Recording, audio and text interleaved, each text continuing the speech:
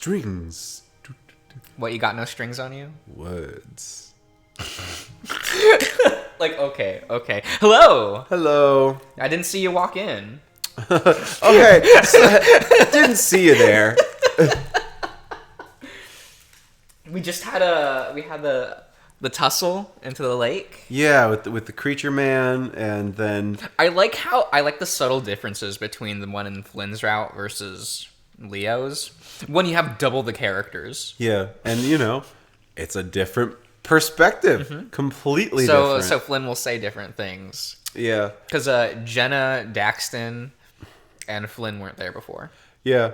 I mean, what's been really interesting has been like how it hasn't felt like Chase is the main character For a while. Yeah. You kind of like have to confront the fact that like Flynn is the protagonist now. of this route. Yeah. Which is kind of cool. Yeah. I think it's really cool. And I mean, The route builds up Flynn as this almost like boogeyman. And then you get to play as him and he's like a normal guy. and it complements like how Chase, while at least the Chase that we do experience for most of the routes, is a character, but he's supposed to be a little bit self-projecty onto. What do you mean? Chase literally is me.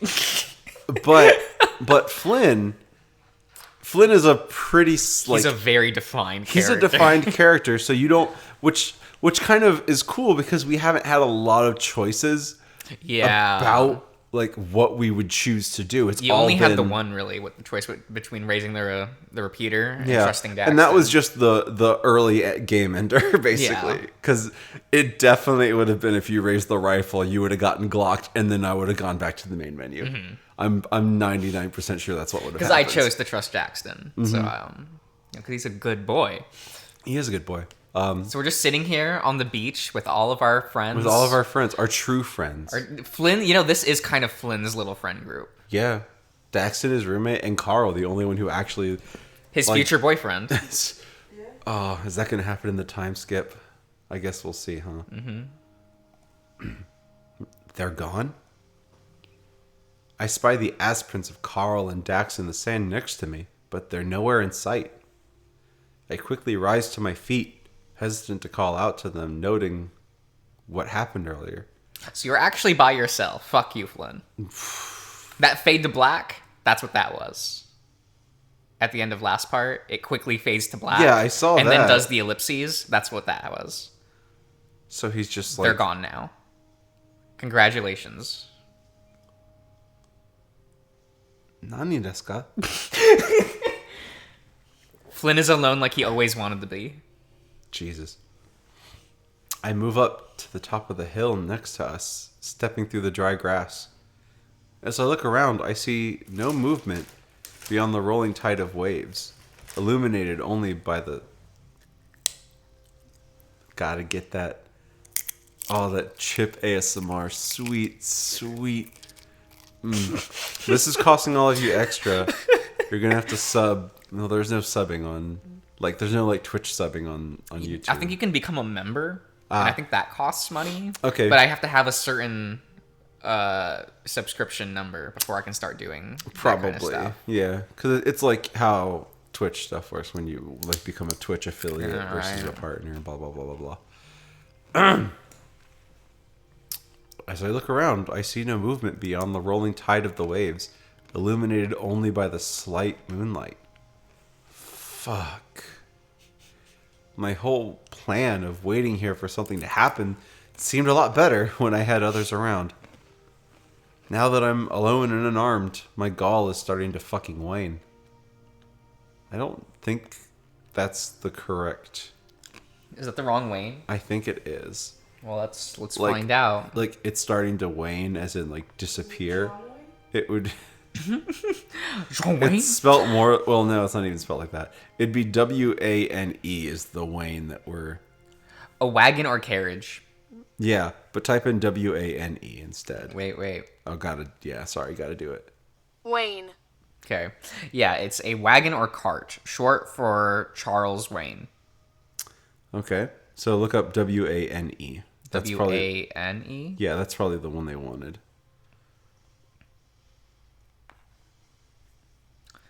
Definition. Yeah, got There you go. of the moon have a progressively smaller part of its visible surface illuminated so that it appears to decrease in size. It's probably that one. Decrease in vigor, power, or extent. Become weaker. Yep. Wayne. It's the same word saying, but they use a different Wayne. Bruce Wayne. I mean, Or- that could work. Or like the Lady Gaga hit Lady Gaga song, John Wayne. Who's Lady Gaga? She's pretty cool. Okay. She's pretty cool. She's pretty cool. They must have went to Leo's house. I mean, surely they'd fucking wake me first, right? No. Did I even pass out? It felt more like I just blinked, then bam, gone. For a moment, it feels like something's tugging at the back of my shirt. Ooh. I turn, expecting to see the bulbous face of Carl at my side, but there's no one there. Hey, assholes, where are you? I let out a harsh whisper directed at the desert scrub around me. Again, no response. I sigh, rubbing my palms over my face. There's no choice. Gotta get to Leo's.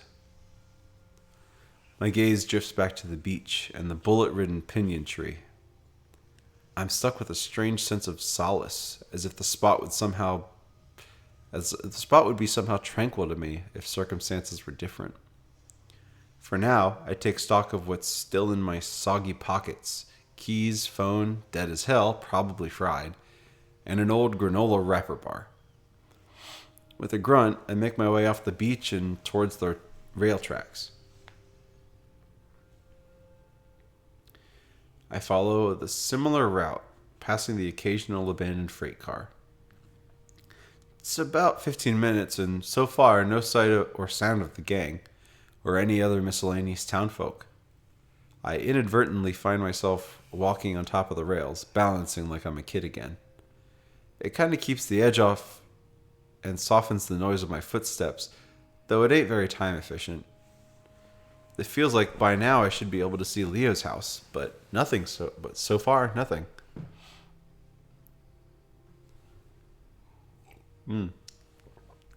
It isn't until the tracks dead end perpendicular to the highway that I realize I'm being fucked with again.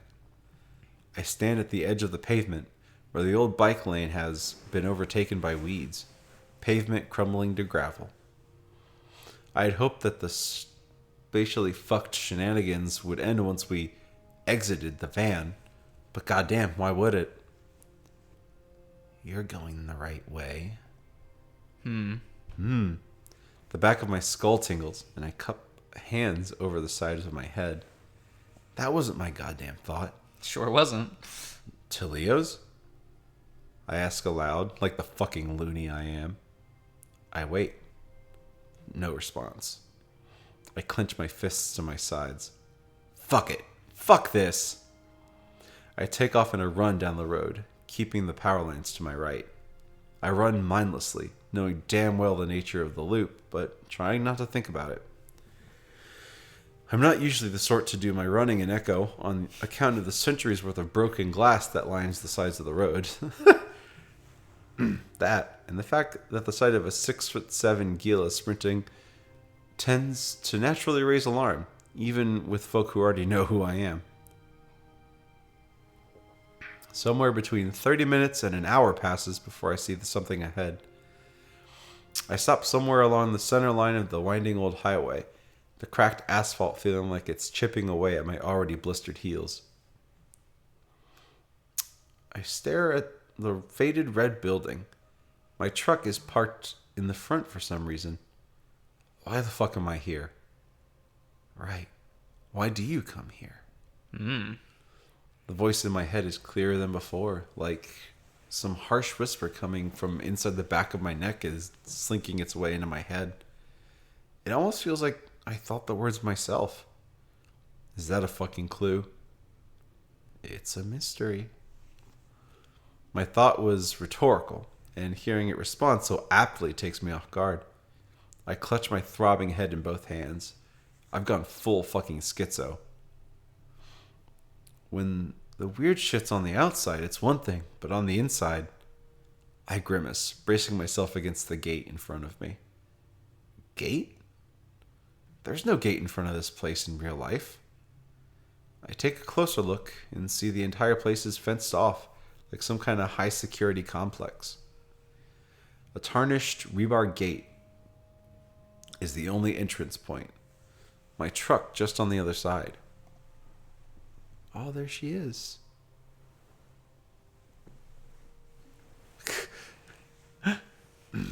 It's only about up to my chest in terms of height, though it's got security spikes about every foot along the top. A single key lock is all that keeps each side of the gate together. It doesn't look too sturdy. I eye the truck through the bars and then check to make sure I still have my keys in my pocket.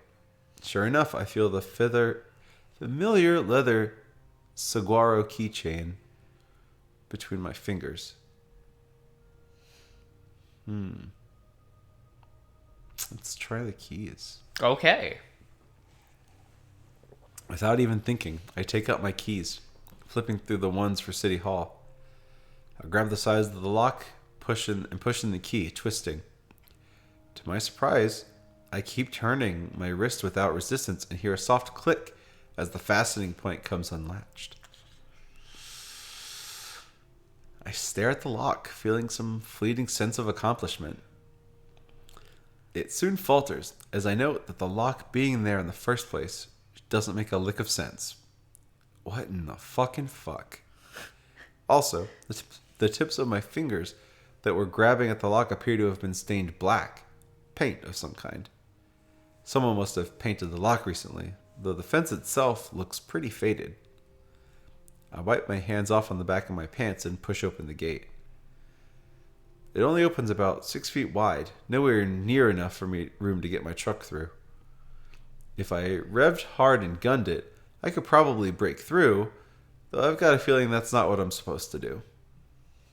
There's not really a fence in front of this place. This isn't fucking real, but I'm seeing it. So why am I seeing it? That's the fucking question, right?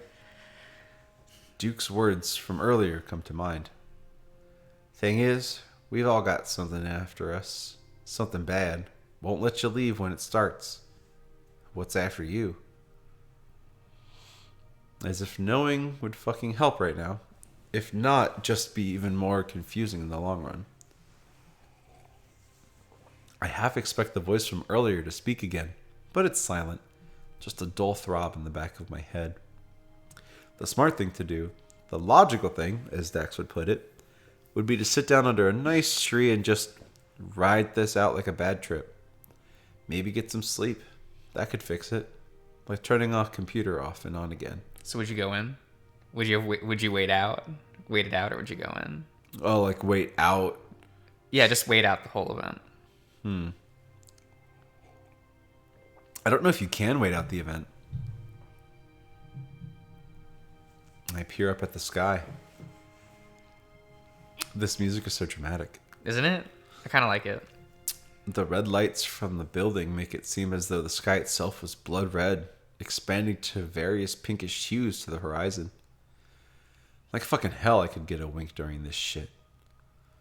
The pounding in the back of my skull just keeps thudding away, a constant beat that reverberates through my head like a cavern. I step up to the door with the engraved bit of signage next to it. Here for the seed? Yeah. That, of course, ain't what it usually says. Actually, this is funny because we've recorded so many parts today. I'm pretty sure we have no audio for the, not our audio, but the game audio. Shit. That's fine though. Just go over to the gear. Not that gear. Not This one. This gear? Yeah. Go to properties. Properties. Yeah. Click that. And click your TV. It's the top this one. Yeah. Okay. Yeah, so they can hear the spooky music. Oh, dang. Sorry about that, y'all. No. It's VN music. I mean, you know. I don't know. Whatever. How many people are actually invested in the music? In this game, I don't think there's as many. In Smoke Room, 10 out of fucking 10. Be sure to let us know. How disappointed are you that we forgot to turn on the music Like settings? half of Leo's route didn't have music. Hell yes. That's what we want. Right? See, it's fine. The cheeky-ass winking smiley face is still there, though. I let out a short sigh. You fucking idiot. I turn the handle and pull, but it doesn't budge. I push next, and still nothing. The handle shouldn't turn if it's locked. I know, I've been here before when it was. I push once more, and am surprised that it gives. The door opening. I only leave it open a crack, still a bit wary of whatever weirdness lies within. The first thing I notice is the burning smell. It's stronger than it is outside. It's hot as hell, too. If this place had a kitchen, I'd swear something was being overcooked in it. Is it nice to be back? Oh, yeah. Smoky, smoky. You're just gonna die in the smoke ring? He will fuck into oblivion. As he was always It'll meant. be one crazy high. One crazy high, boy. Okay. At first, it's quiet. Nothing but the creaking wood beneath my feet. Then, music starts to play. Right, we get to meet my favorite character. Oh, is this basically just like the end of The Shining? Yeah. Ah. I noticed the boxy television set in the corner of the room. I've never watched The Shining. I mean, it's okay. It's pretty good. It's a pretty good movie. So I don't know, actually. You should watch The Shining. No. Yeah. There's no furries in that. I mean, if you think about it. Oh shit!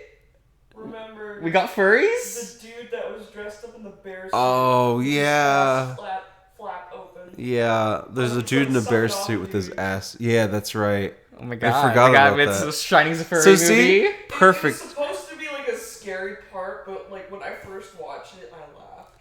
Wow. I think a lot of people awakened something in them. I just had some I thought it really, was funny shit. I just had some really terrible deja vu. Where we were recording, like this was on the screen, and you were talking about that part of The Shining, and you were right here. Cool. You know, Darian, we're always moving in circles. I hate this. I noticed the boxy television set in the corner of the room is turned on. Playing The Shining, a grainy old cricket match on the screen.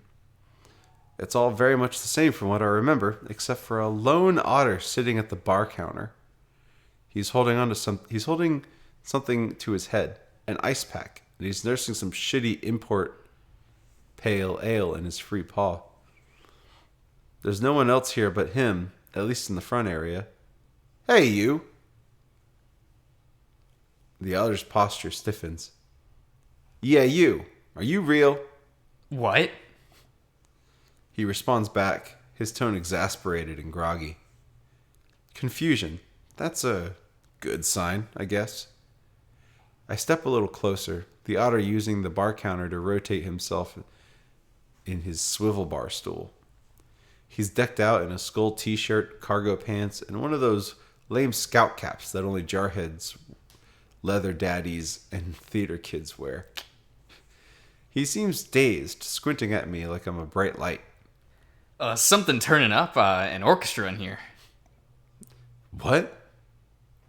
After a moment, I see something seems to click and his eyes widen slightly, a long smile crossing his snouty muzzle. Motherfucker! He pushes himself to his feet, making his way through the bar's haze. What are you doing Whoa! here, you big ass bitch? Bro! What an edgy motherfucker. He claps my shoulder roughly, then pulls me into a tight hug. Chad Chase. It's what Chase wishes he could be. Right? For an otter, he's got a strong grip, and I actually irk aloud as he pats my back. What the fuck? What the hell are you doing? After a moment, he pulls away, raising a shadowed brow beneath his hat. Then I notice his eyes. Baby blue, almost gray. Not a common color for his kind of otter. There's some bags under them, though, like he hasn't slept in some time. I was fixin' to ask you the same thing. It's been dead all night, and I wasn't expecting company. It's kind of unreal seeing you here like this, though. It's been... He huffs, astonished with a slight air of sheepishness. well, a while.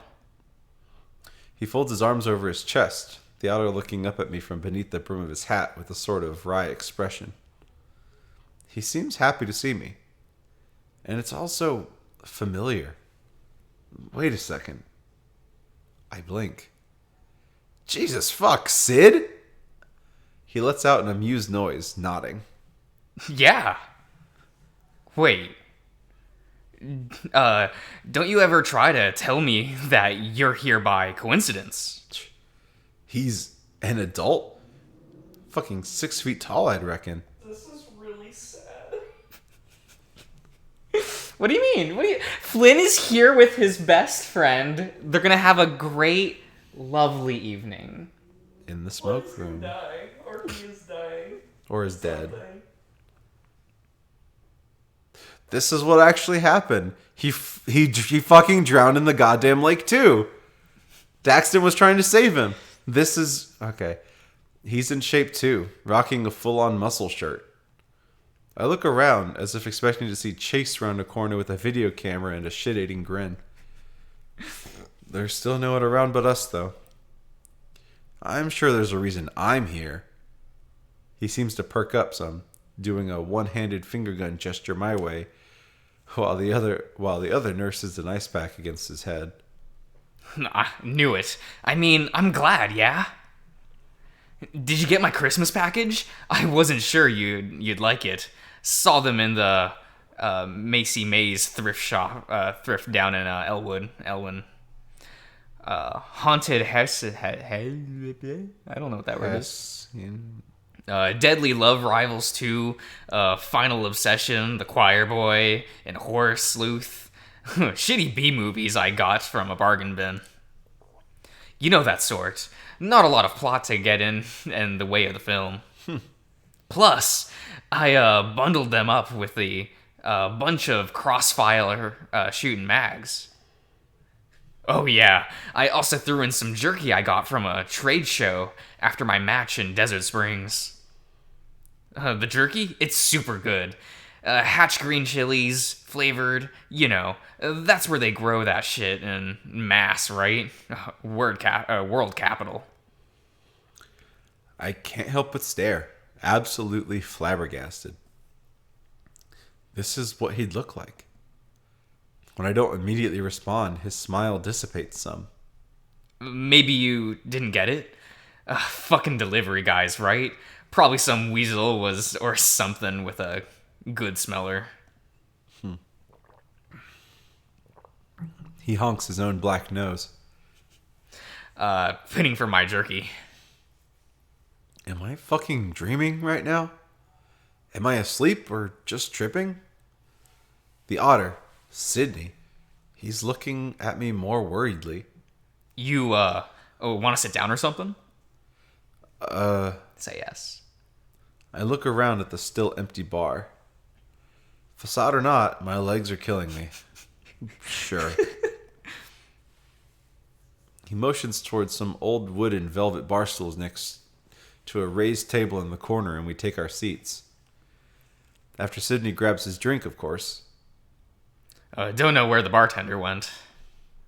He's usually in the back. I look toward the smoke room door. Nothing seems to have changed about it. He? Yeah, he. Big tiger fella. Only guy who works here as far as I know. He scrunches his brow, thinking for a moment. Unless he got a sex and species change to become a bleach blonde bunny with big bouncing tits. I don't think so. I grunt. What the hell's he talking about? He was into dressing up in chick panties, but I don't think we're talking about the same person or the same bar. Sid smirks, looking at me a little wide-eyed. Thinking of one of your gay bars, right? The fuck are you talking about? This is the gayest bar in the state. If this were real, There'd be 20 fucking dudes reaming each other behind that door as we speak, including the bartender. I point to the familiar no smoking labeled door in my tone more firm now. Including you? His comment has a derisive, teasing tone. After a second, he blinks, looking back over his shoulder to see what I'm pointing at. You been porking guys who go to clown school? That's a goddamn tiny janitor's closet. Says so on the door. I squint at the door. For a brief, fleeting moment, I could almost quite make out the little mop and bucket symbol posted in the center. But it's simply not there. I honestly don't know why I came here tonight. I guess I just had a good feeling about it in my gut. And by that I mean I saw the picture outside for their Chipotle dusted... Sorry. My bad. Dusted beer nuts, and my stomach got a boner. That's a way to phrase that, for sure. And I guess it also worked out since I got to see you. He thrusts his arm toward me, trying to put on a cheeky, sarcastic grin, like he's trying to play off the statement as he realizes how sappy it sounds.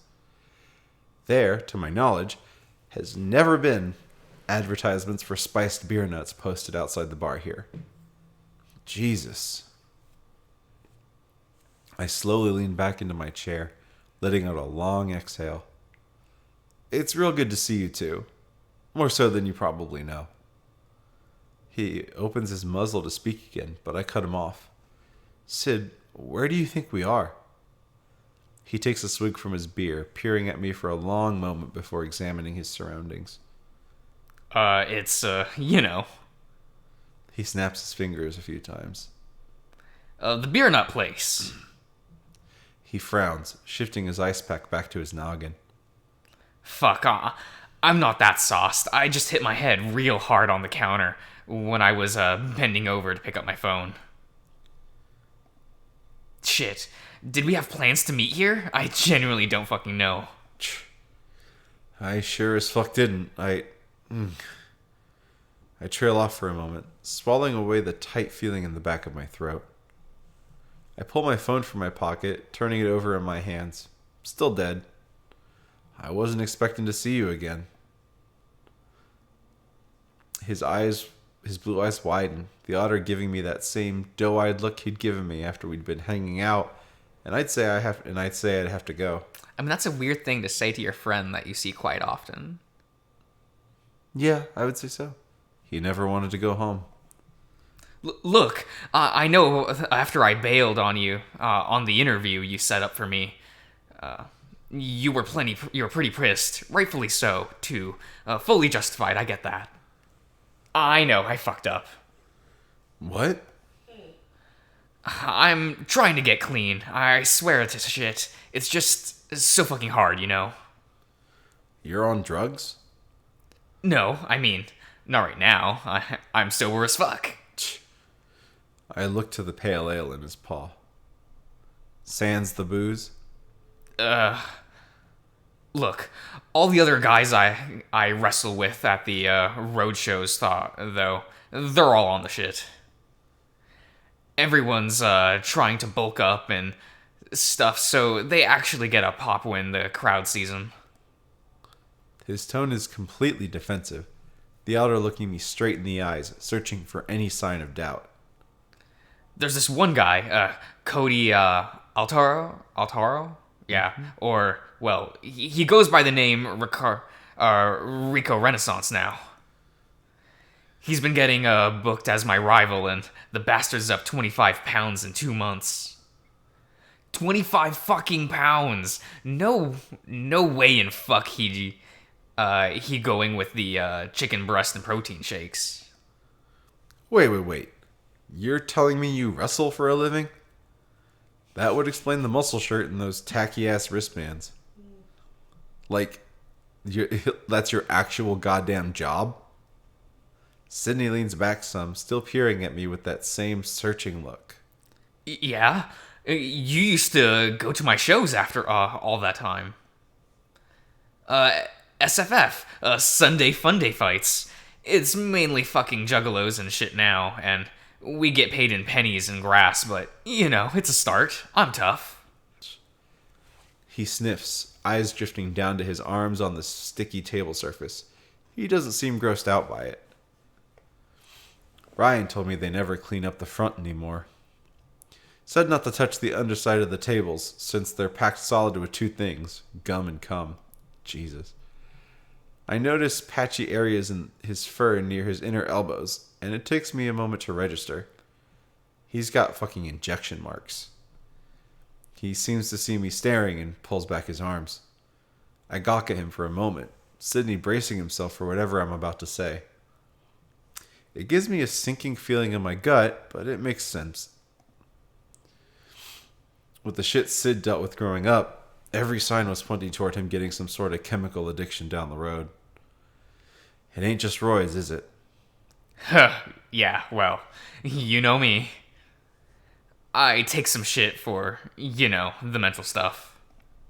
Mental stuff? I'm assuming it ain't prescription. You assume correctly. He speaks slowly, twiddling his thumbs in his lap, his eyes dancing from the bottle in front of him to me and back again. I'm not sure what to say. We sort of just sit there in awkward silence. I know you never really understood all the fucky stuff going on in my head. I just want to thank you for sticking around as long as you did. Can't say the same for anyone else. I'm not really an easy person to have the back of, especially when I'm one person 1 minute and another the next. I remember the shit Chase was talking about earlier, about the incident at the ice cream place in Pueblo. The way he just clicked and changed.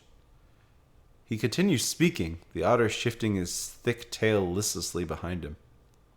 And tell your roommate Dax, thanks as well. I know y'all both really tried to get me a stable job at the print shop. But fuck, it would have never worked out. A schizo like me couldn't hold a position like that. Instead of Carl, Sidney was the one I would have been helping. I realize he's still out there, caught up in all this hysteria without me while I'm stuck in this place.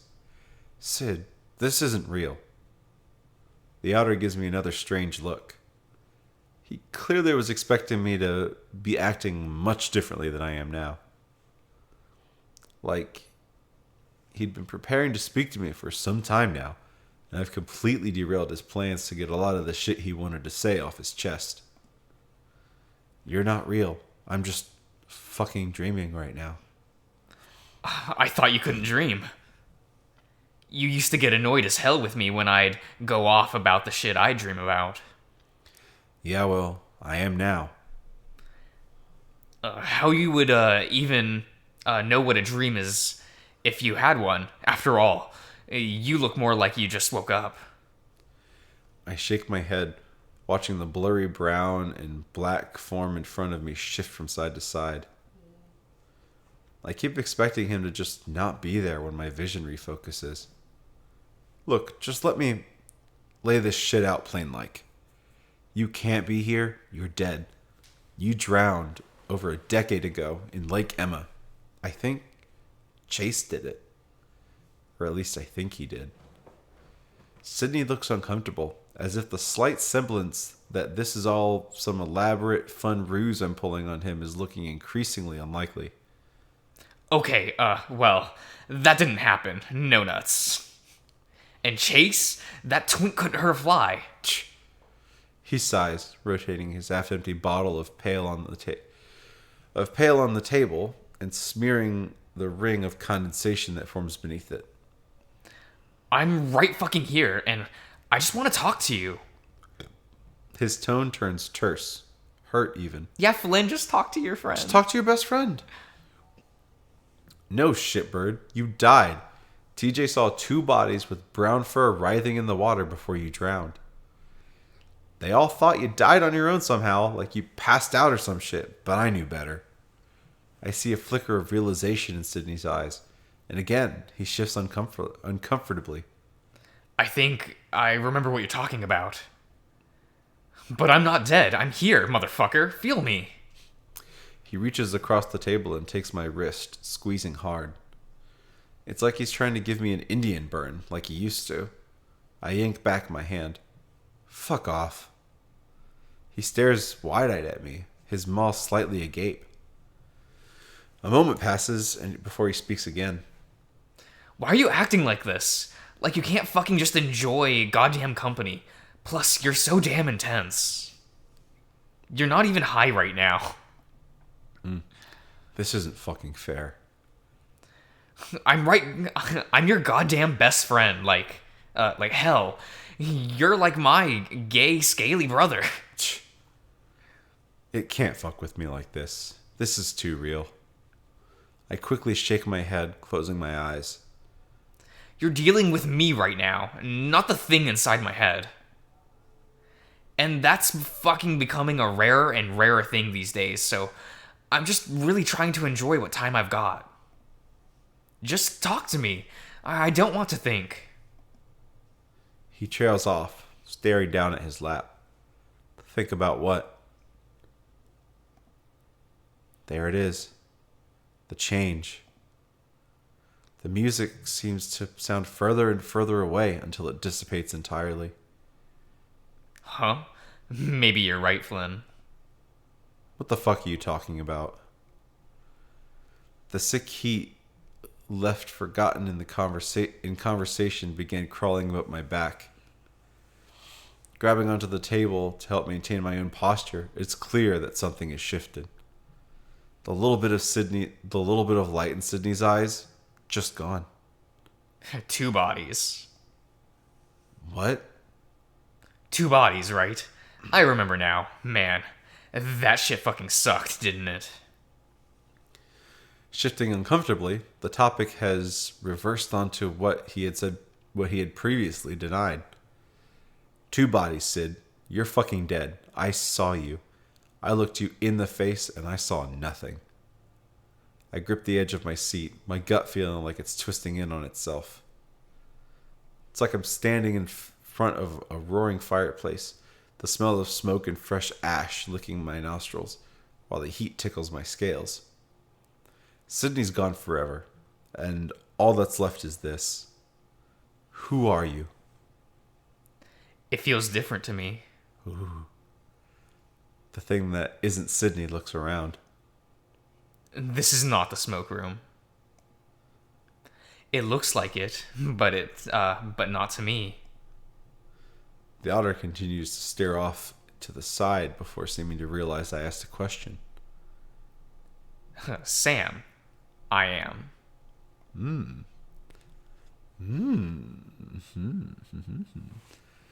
While he speaks, he points toward you. He points toward you across the table with both hands. There's something metal in his grasp, long and with a barbed end. I can't make out what it is exactly. I swallow and try to speak evenly. Who's Sam? A Facsimile. Okay, a facsimile of a person that was. I'm dabbing myself with ink so I never dry, but it smudges. It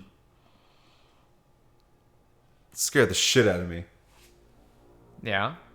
Oh, fuck. A simulation. We all live in a simulation. In here, I become we with you. Me? What? Podopasificacy? I don't know what that word is. You know, that's why Google exists. What's the fourth? PALACZ. L-A-L. Wait, what? Yeah. CZ? Yeah.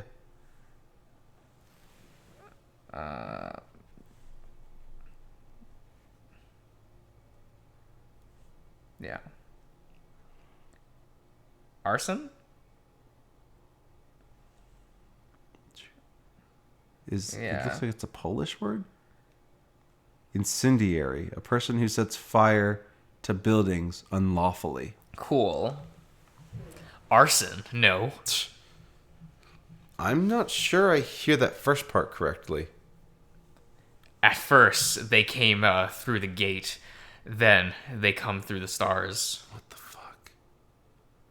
There is a pause. Oh, did you notice his character portrait changed? Yeah, his eyes closed. No, his pupils are gone. Oh, they're just gone. Yeah. Did they come for you? I thought his... He looks at me, and I feel my legs begin to shake. I tremble, wishing I was anywhere but here. The others before, they bounce, undulating in contrast, in constant, restless motion. The hollowed figure heaves, breathing heavily as he sways Sydney's body up and down.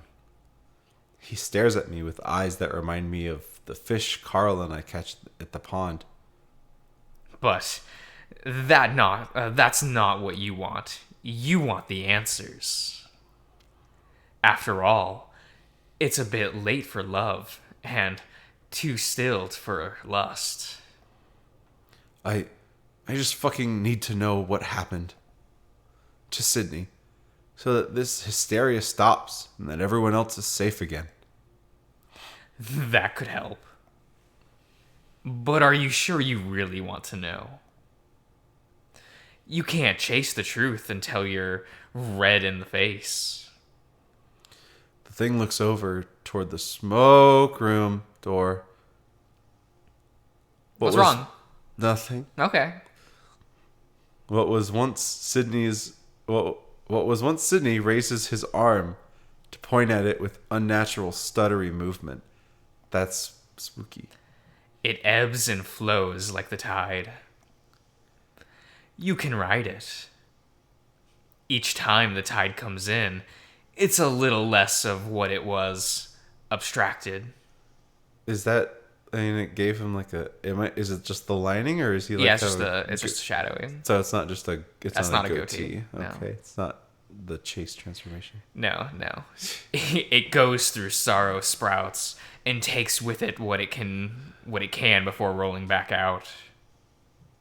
Some tides are particularly large. He waves a blurred paw at me, and again I see the metal thing grasped in his paw. He seems to see me looking at it and holds it in front of me. You burn them all down around you until only the truth remains. You didn't. You needed the superficial, superfluous kindling, for those are but the lies they tell others and eventually themselves. You'd make a good detective if you weren't marinating in your nepotistic squalor. Is he on fire? Is the building on fire? What do you mean? Yeah, that's I don't hear anything. bad bird. That's some fire sound. Unlovable, shameful, a sin to all those initially cared for you. Truly only belonging among the sawdust, semen, and ash, thoughts drowned in amidst the moaning and groaning of unfamiliar shadows. The only one who precisely knew you, who precisely loved you, ushered into the tide by those you thought fondly of. And justice denied again and again and again. He presses the barbed tip of the rod into the table. There were 6, and now there's 5.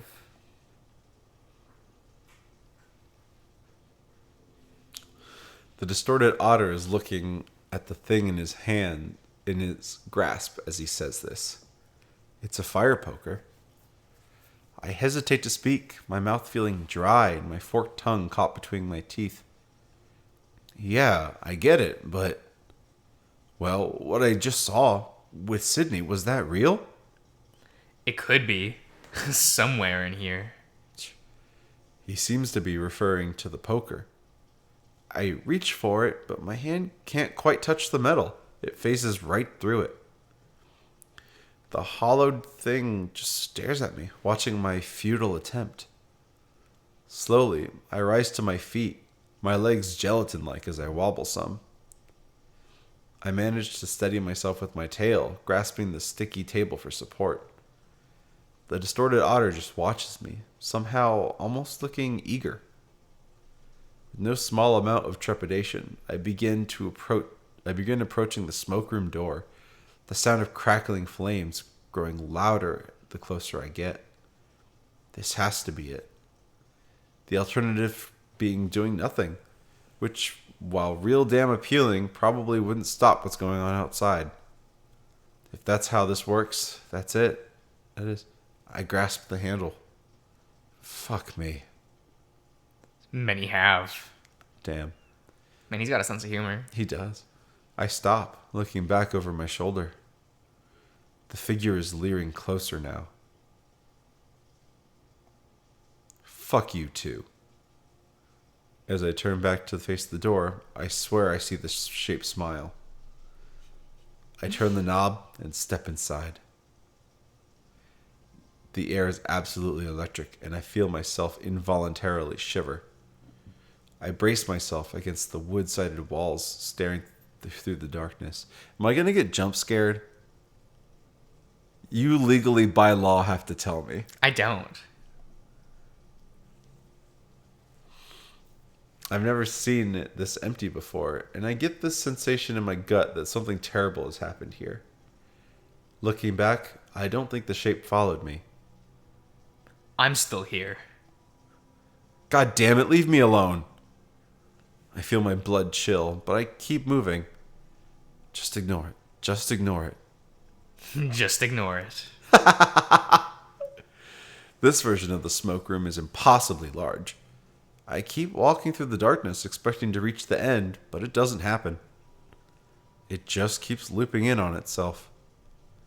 I don't even know what I'm supposed to be looking for. I hear a sharp crack, a gunshot followed by a low cry. Someone's wailing. It doesn't sound like it's coming from inside, but rather a reverberating noise outside, far away. The whole room begins to vibrate as if activated. The rumbling is stronger on one side of the room. I walk in that direction. As I approach, I hear more wailing, more voices, some sounding different and rather close. Flynn!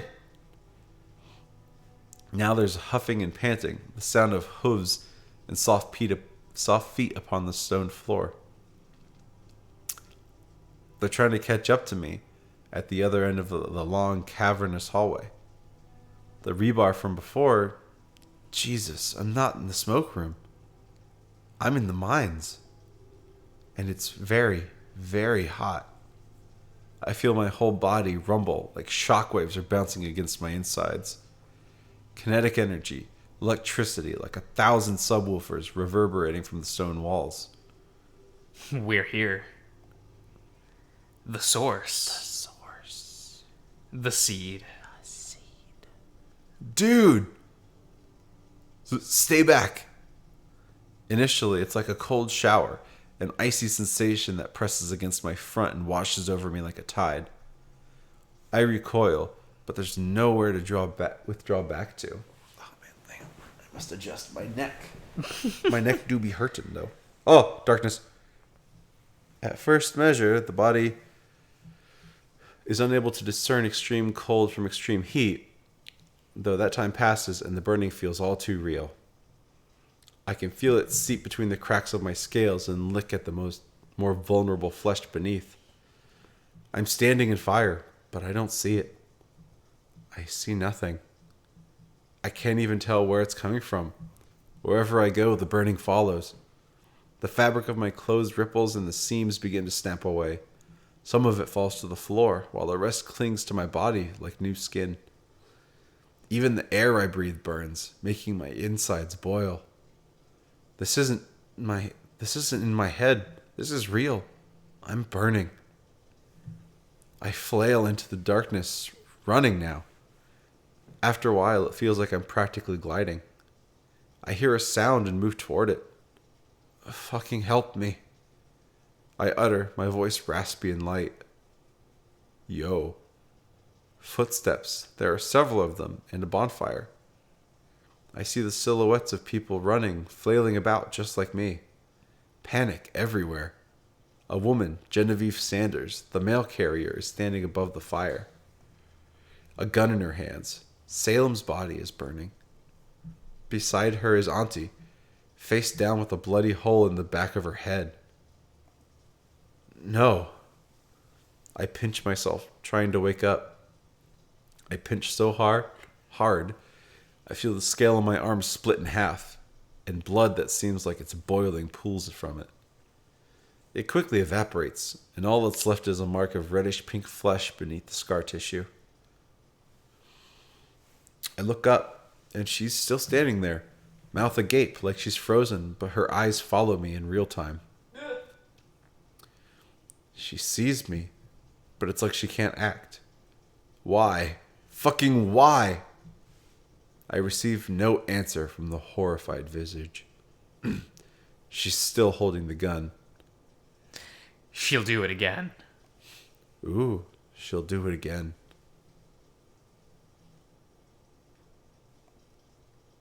I lunge, and it's like she's made of sand, flesh dissolving away beneath my claws as I touch her. And then, it's like a rope wrapped around my waist yanks me back. The wind is like sandpaper against my burning head as I fly through the blurred shapes and silhouettes. What did I do? Was that real? Oh God, Auntie. Jesus, fuck, what is happening? The next thing I know, I'm in front of City Hall again. Though, everything's different. There's a crowd gathered around the large tree outside, and their clothes are all old-timey like. Men in suspenders, women in prairie blouses. Their faces are furious blurs, polygonal masses of fur and teeth that seem to exude their emotions more strongly than their distinct facial features. A Meseta Fennec stands upon a wood stool with a noose wrapped around his neck, the priest next to him reading his last rites.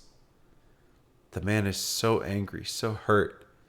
Tears like waterfalls fall down his matted yellow cheeks. Someone hurls a piece of hardtack that hits him square in the jaw, but he doesn't react. The cries of the crowd are obscured, distorted. Something about a child or children? There's a man at the edge of the crowd, a ram, the one the Fennec is staring at. He looks like Carl. The ram pivots on his hooves, turning to walk away, but stops when he sees me, his expression vacant. The Fennec shouts indiscernible hatred at the man, and just then the stool is kicked out from beneath him. As he sways, feet kicking and driblets of piss cascading down his overalls, it's as if the ground itself begins to bounce. It's something so palpable and awful that it's beyond words, that I can feel within my mind more readily than the burning of my flesh. The stony faces of the mob seem completely unaware that the actions are feeding something far greater than they will ever know. I'm sucked away again, and I feel my scales fall from my body like black and orange confetti. My thudding heartbeat is becoming increasingly irregular. I'm standing behind a shelf now. There's someone in a hoodie next to me, but he doesn't notice I'm here. He's got a camcorder. I think it's Salem? He's younger. Oh, it's Brian. What are you doing here? A large bear, larger than me by a couple inches, steps out from what looks like the bathroom door. It's Brian, meth dealer who lives in a trailer on the outskirts of the old city limits.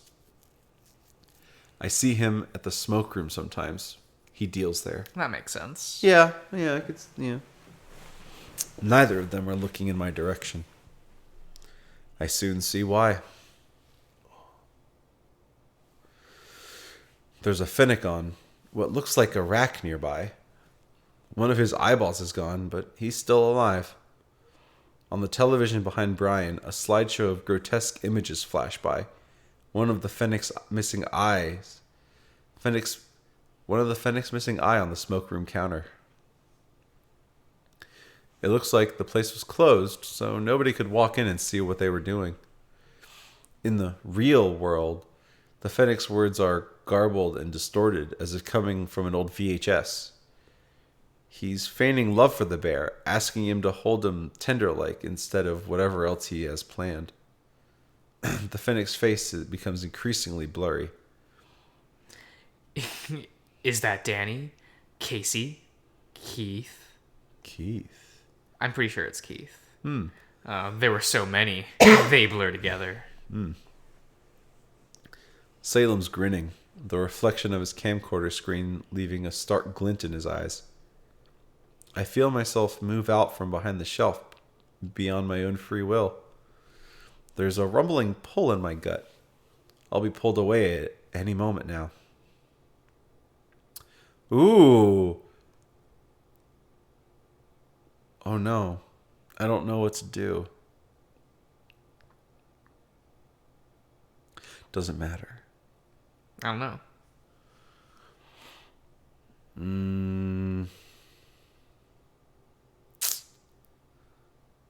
Ah, damn. See, It says a lot about what you pick, though. Yeah, I know, man. It really. What do you want to do? It really. Man, now I'm really missing not having to make any choices. I mean, attacking Brian is a non-starter. Maybe attacking Salem because he's like being like he's just recording it and enjoying it like an asshole. Or I could put the Fennec out of his misery because it would be much better than whatever Brian's about to do to him. Maybe. Which one did you do? I don't know. God damn it. Fuck you. Shit. We'll attack Salem. We'll do that. My scarred body lunges, and suddenly Salem's eyes no longer glint. Full circle. They're real! Wait, what? As I'm pulled away, I can just make out the astonished face of Brian. He looks like he's in awe, a sense of knowing underlying his fucked up features. I don't see what happens to the Fennec. I gasp into the void, the fresh blood mixing with my own. My actions no longer feel entirely of my own volition. It's like something pulling in my skull. Like back at City Hall when I condemned Chase. We make the justice we're given. I pop back in front of the familiar ram and salamander, like all that had happened was some horrible vision. But my body feels the same, and the gaping expressions of the duo show no sign of relief. I can barely make noise with my throat the way it is. I can practically feel my vocal cords snap away as I speak, letting me only exude a guttural growl. I reach out to him, seeing the sinewy red appendage my arm has become. Ha! Oh no, I'm pretty sure he dies. The tunnel shakes around me. Carl and Dax. Oh no, he's the creature, isn't he? Carl and Dax both turn to flee. Salamander screaming his absolute gut lungs out. I'm terrifying to them. As they're about to round the corner, I see Carl hesitate. He looks back to me. I can't see his expression, and I can't call out to him. I have to let him know I'm still in here. With some strained effort, I turn my wrist around and close all but one of my fingers. The ram continues to stare as the rumbling increases. I'm pulled away once more. It goes on like this. At each stop, I lose more of myself, mentally and physically. Each visage that appears before me, some new unspeakable evil I hadn't fathomed existing. From time to time, I let the thing inside my head take more and more control. Sometimes I don't have the control in the first place when the suffering is strongest. Where Sam thrives, he drives. Like my body, I become numb. So is Sam like a bad guy? All but my vision and hearing is gone. And they're swiftly fading too. I keep closing my eyes, waiting for it to end, but it doesn't. I can't die. I hear the soft pitter of feet on a rocky embankment. Somewhere down the way, stones are being skipped. Clap. Someone threw a big one. Then sniffling, followed by a low sob. Crying has become so familiar to me, I hear it more than anything else, it feels like. It's like singing, isn't it? Purest expression of emotion. Damn, Sam, you became an asshole. Fuck you. But this one is more familiar. To me as well. I can just make out the audible sound of little pebbles rolling down a hill, followed by a heavy thud. I turn to see a faint gray silhouette with big blue eyes. What? The voice hits me like electricity. This is it. I'm what he saw that day on the beach by the outlet. Finally. Oh my God. He screams. They always scream. I have to follow him. I have to see it. I descend beneath the waves, and I see excess fat drift from my body into the tidal current. The water is abrasive, but I'm able to glide through it, swimming without swimming. Something pops, and suddenly I can't see from my left eye. There's white water ahead, thrashing movement. A slight bit of reddish-pink mist dissolves in the current in front of me. No. No! I strain myself to hear, trying to keep absolutely still. But other than that, the faint occasional splash, there's nothing. Eventually, the splashing stops, and I know my best friend is dead. I rest in the current, and the voice in my mind is fortuitously silent, not pressing me into movement or action. And though my eyesight is gone, oh no, I hate that, and my skull is punctuated with nothing but empty sockets and orifices, I see something. Bright blue eyes and starry skin. It's Daxton, I'm sure of it. He does not move. I hate this so much, though I can read the intent in his eyes that he very much wants to. Instead, he remains motionless, and we stare at each other.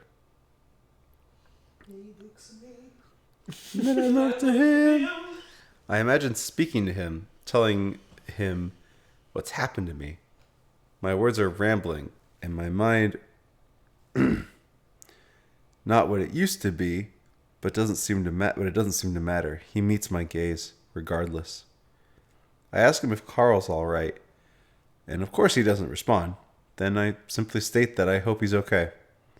I go on and tell him all about the crap the Ram and I have been through, and about how much I hope he fucking makes out decently enough.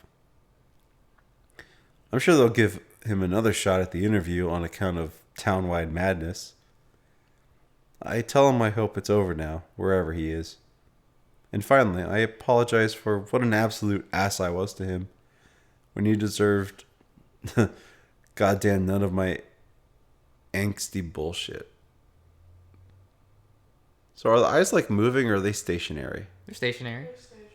When I'm like down here reading it, it looks like the eyes are just like slightly bobbing and moving. And it's making me real uncomfortable. No, that's just you. I know, but it's making me uncomfortable and I don't like it. I don't like this at all. Because there's like more shape here, I think. Or is it just, it might just be the TV. Oh, it is. It is Daxton. That's right. Yeah. He never shows any indication of understanding or even blinking. Most surprisingly of all, it feels as though hours pass and the hysteria simply holds on, whisking me away.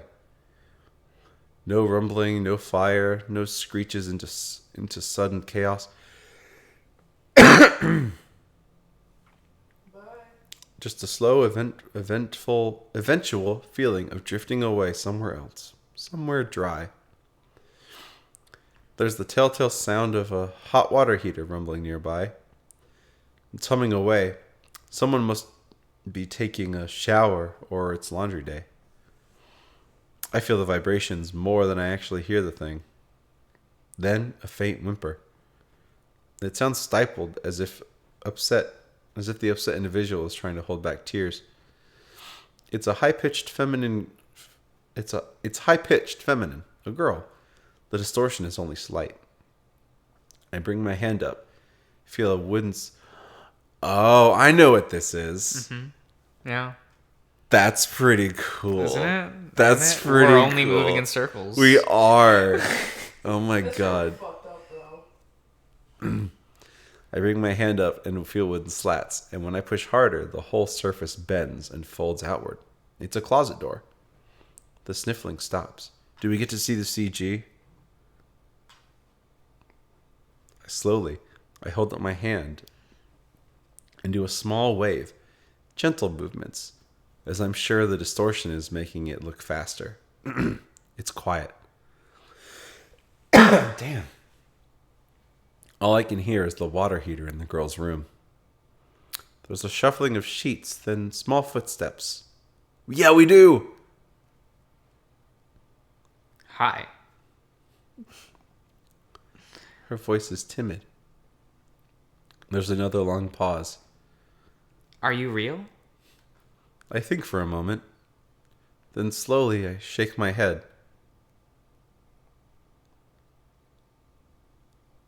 Little baby Jenna. Oh my god, that's how it ends!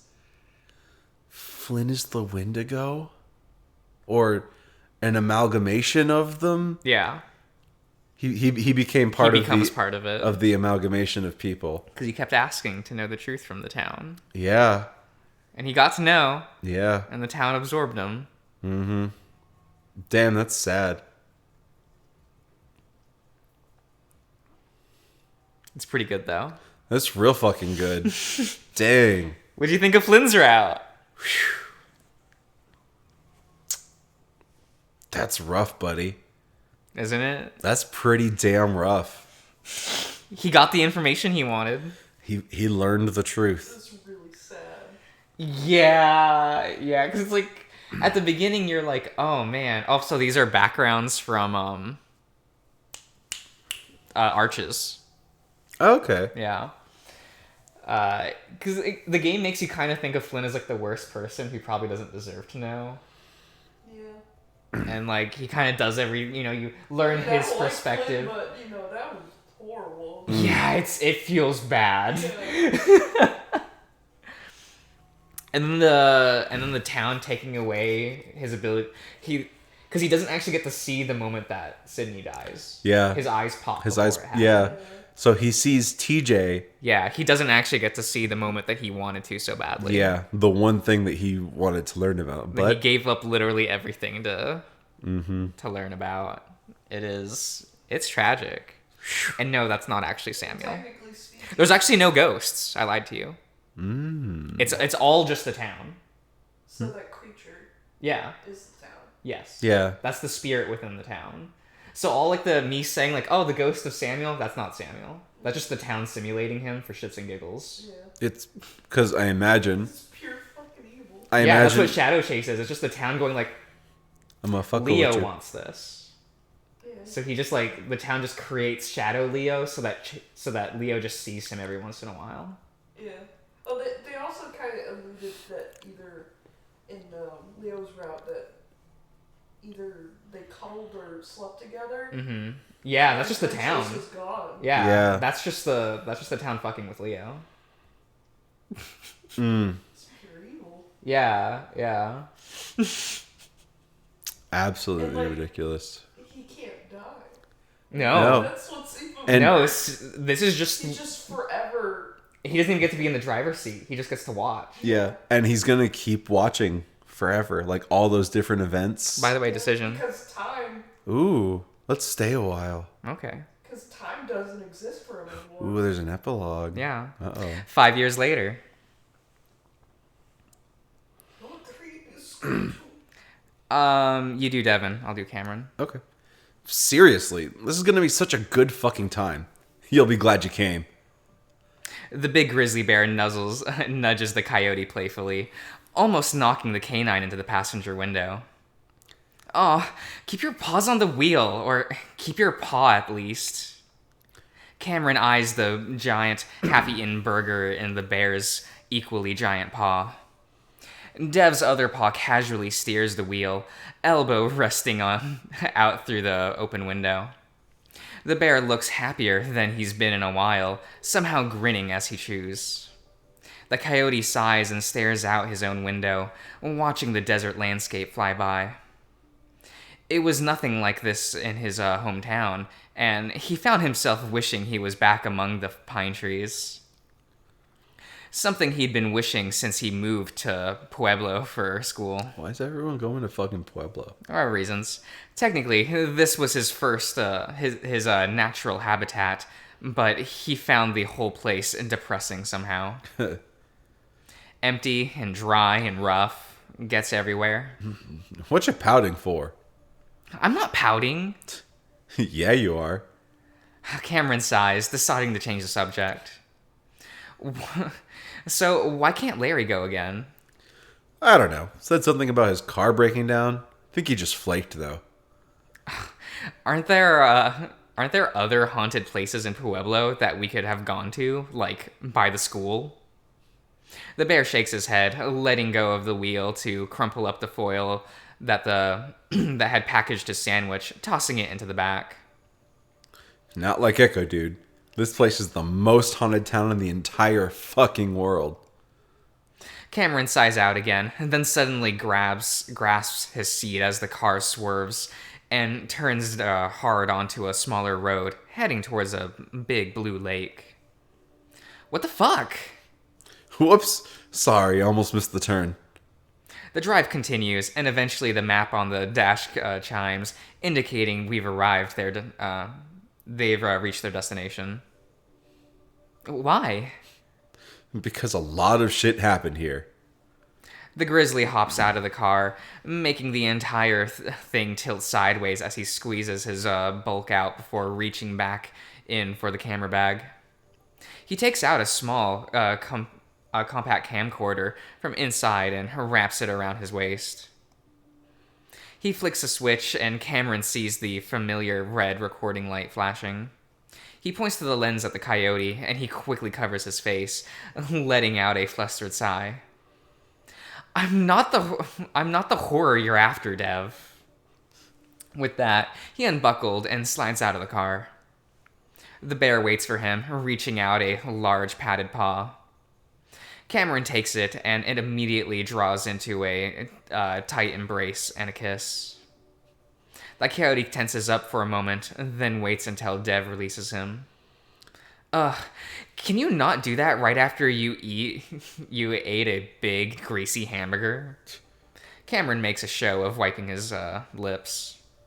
Dev rolls his eyes. No pleasing you, is there? Nevertheless, the grizzly holds out his paw again, and Cameron takes it, the two of them walking toward the town center.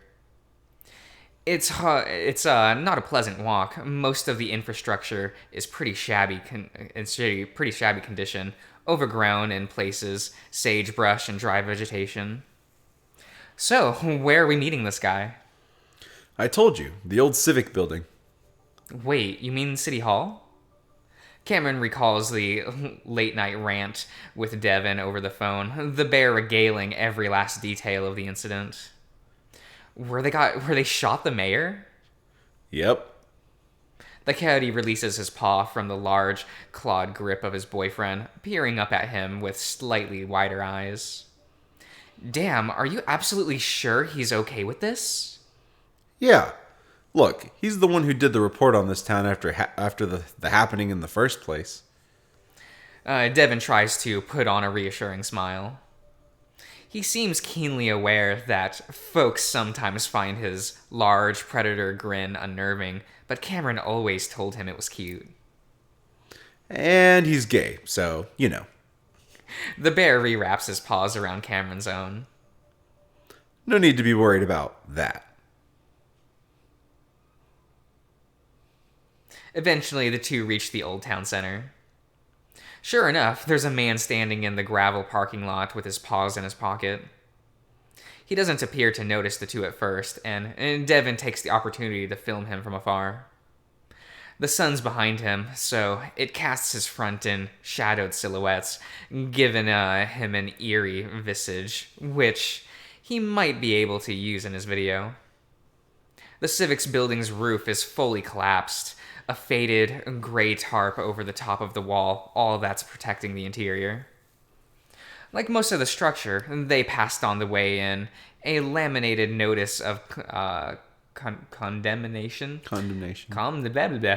Snaps with the country seal and posted to the front. And about 15 seconds or so, it's fairly clear the older guy is aware of the two college kids' presence as he cants his head in their direction. They quickly shuffle, wearing sheepish smiles and already sweat-stained clothes. Chase? Yo. Oh, he grew his beard out way more. It's been 5 years. That's all he got for 5 years? No, he's 26 now. He's an otter, you know. Hi. The bearded otter seems to be looking at their held paws, which they quickly unclasp and shake his own in turn. He offers them a sort of melancholic smile. You two been together long? Oh, sorta. The coyote rubs the back of his neck, the bear wrapping an arm around his shoulder. Yep, a while. Must have been tough growing up in the sticks out here. For a gay guy, especially. Chase lets out a little amused grunt, reaching into his pocket and withdrawing a pack of cigarettes. Oh, he smokes now. I guess.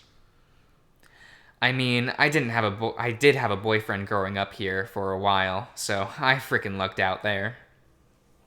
If I recall, he was the one who helped you out during the incident, right? Leon? Leo. Right. He quickly nodded, muttering something about how he should know that before adjusting the camera on his shoulders. How's he doing? I don't know. He doesn't really talk to me anymore. Oh, well, regardless, must have been tough being the only gay kids out here growing up. He sniffs, looking off to the side. Y'all mind if I smoke? Oh, no, go ahead. Yeah, plenty of fresh air out here. I don't mind. The otter nods, sticking the cigarette between his lips and flicking his lighter. However, he doesn't bring the flame up, instead just holding it out in front of him. The seconds pass, and slowly he shifts the lighter to the direction of the old civic building. Cameron and Devin watch the otter expectantly after everything has been through. Some oddball behavior is to be expected, after all. So, I'm a big fan of your original report you did. Oh my god. Hell, I did my own little video on what happened when first starting my channel. I know. You used a lot of my footage. Devin begins looking a little nervous, laughing some to try and lighten the mood. I credited you, of course. I'm just some haunting vlogger. You're like a professional journalist and everything. Chase finally lights a cigarette. Was a professional journalist. I got pushed out of my reporting gig with KGUA like 2 years ago now. No one liked my stuff anymore, no matter what I did. It wasn't ever as good as that piece I finished in college. Devin blinks. I'm sorry to hear that. He pauses, thinking to himself for a moment. You know, those news media companies are all fast as shit factories anyway.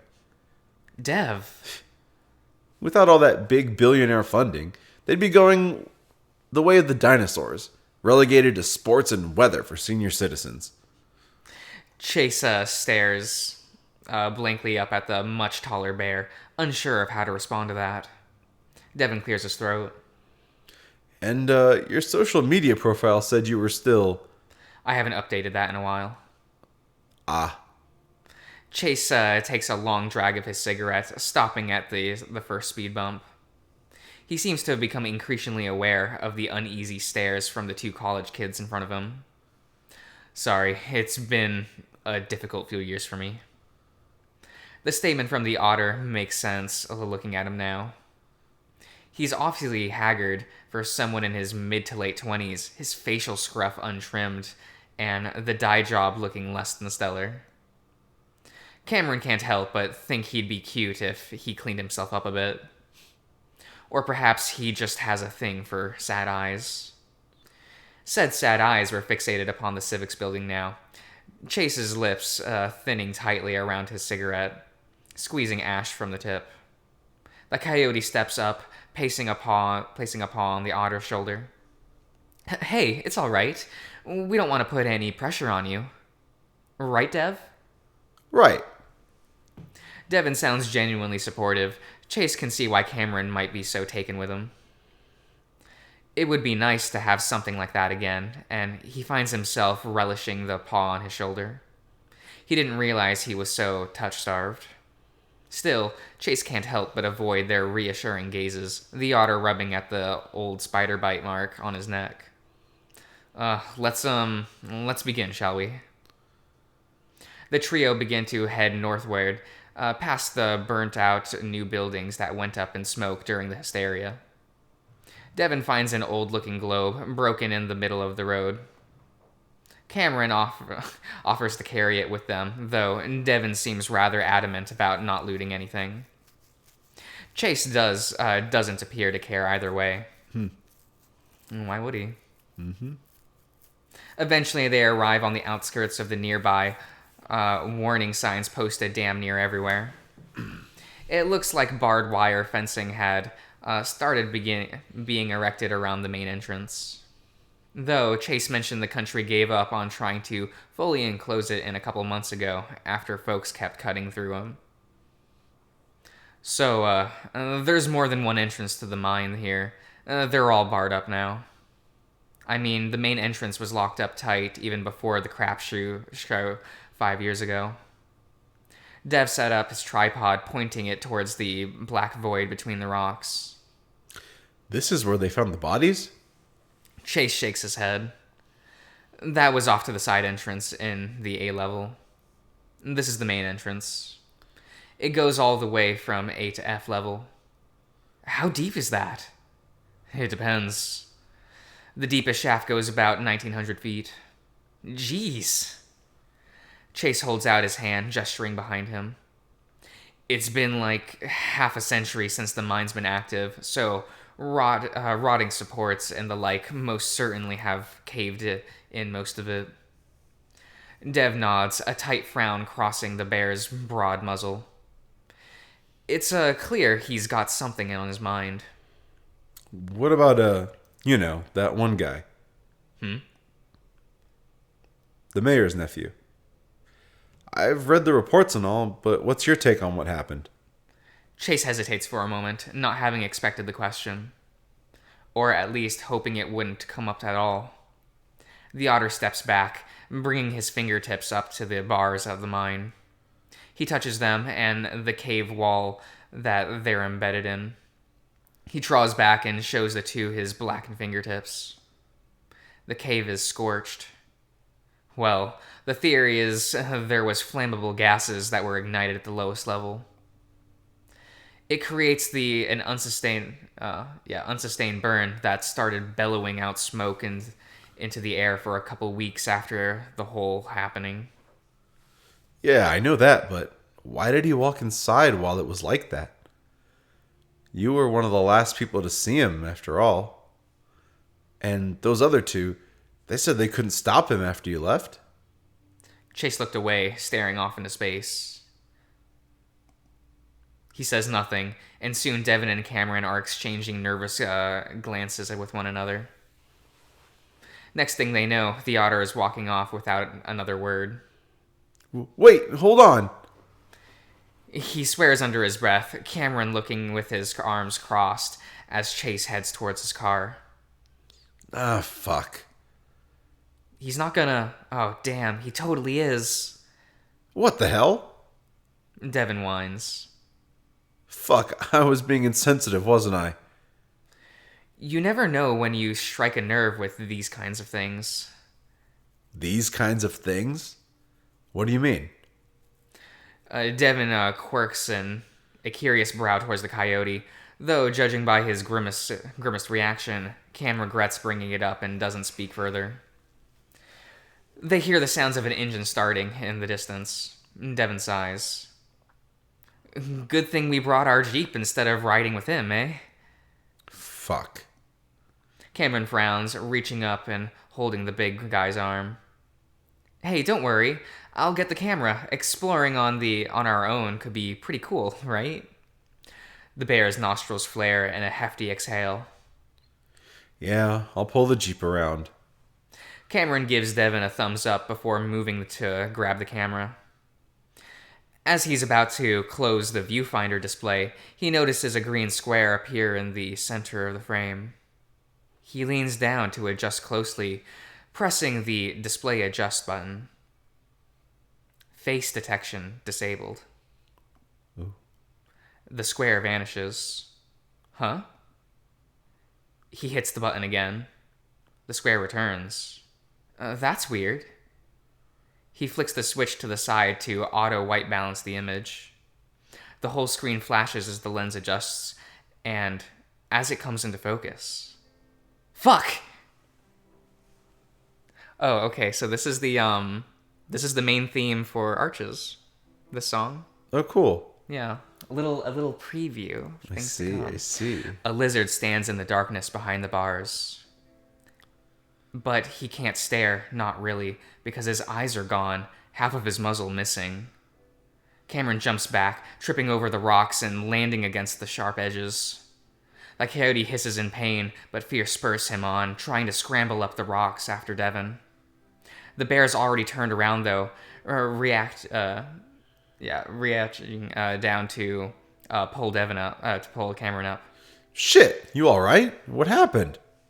Cameron clings to the large bear. He looks back, but nothing's there. I don't know, I saw... Devin looks into the same direction, squinting. Cameron stares a while longer, then turns back and shakes his head against Devin's chest. When Cameron looks up at the bear, he's grinning through. Holy shit, did you see a ghost? The coyote scowls. What? No, I just thought I saw something. It was probably the camera glitching out. The bear gives him a knowing smile. What? You're gonna be a believer by the end of all this. I know it. The grizzly hugs him tightly as Cameron frowns, still looking back at the cavern's entrance. It had been so real. But before he could even really collect himself, Devin is pulling him and the camera along, back to the Jeep.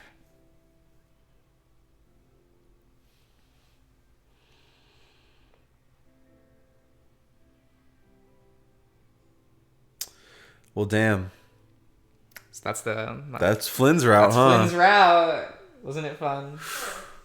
So Chase stays. Yes. Mm-hmm.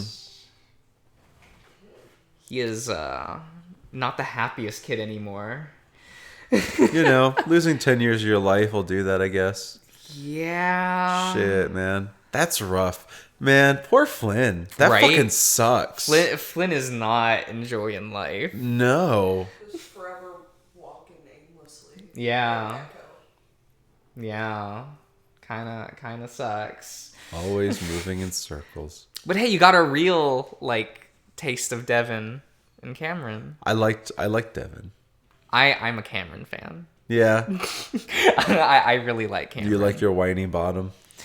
I wouldn't call him... He is. He definitely is. But, I don't know. I really like his characterization in his game. That's good. All right. Wow, man. Wow.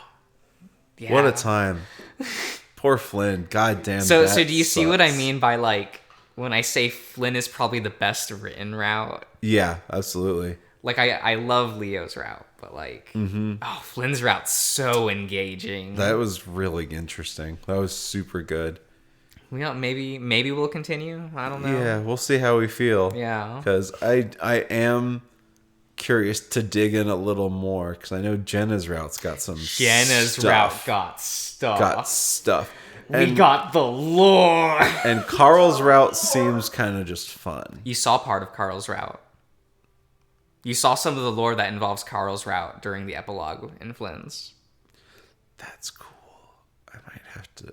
Oh, You got to see John. Yeah, you and, got to see. You got to Yeah. see John Begay and James Hendricks. Ah. The trial of John. Yeah, that's the lore that you learn in Carl's route. But they show you it with no context, and they don't even say the names. So we learn about how wildly racist that Carl's family racist. was.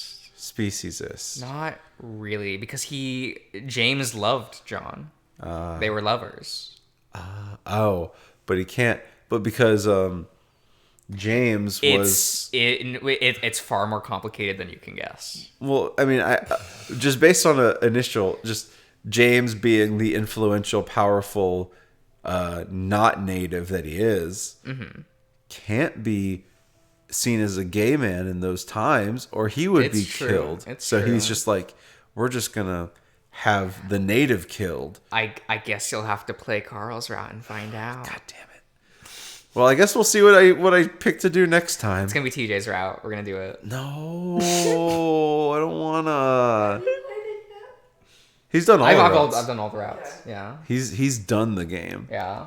Damn, that was wacky though. Yeah. But I guess until next time. Yep. See you around, everyone.